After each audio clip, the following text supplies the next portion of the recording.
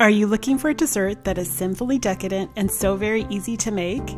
Hello friends, this is Heather the Fed Up Foodie, and this old-fashioned cream cheese pie has a luxuriously smooth, almost pudding-like texture. It is absolutely delightful for the holidays, family get-togethers, and barbecues. To make an extra creamy pie, it's important to start with cream cheese that is softened to room temperature.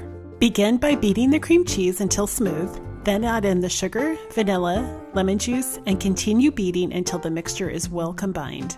Another tip in ensuring a silky texture is to scrape down the side of the bowl after each addition. This will ensure any bits of cream cheese or other ingredients left on the sides become fully incorporated into the cream cheese mixture. The next step is to add the eggs one at a time and beat until the mixture is smooth. The eggs are important because they provide structure in addition to a silky smooth consistency.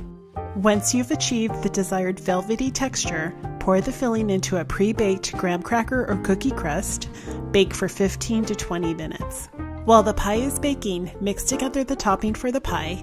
It's simply a mixture of sour cream, sugar, and vanilla. As the pie bakes and the sour cream mixture rests, you'll notice the sugar dissolves in the topping, which helps in achieving a creamy, smooth consistency.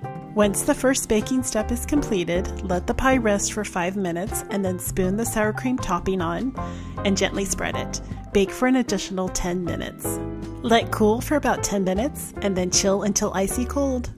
For more recipes like this and for weekly inspiration, make sure to head on over to thefedupfoodie.com and sign up for my newsletter where I share recipes and tips in helping to make cooking from scratch approachable.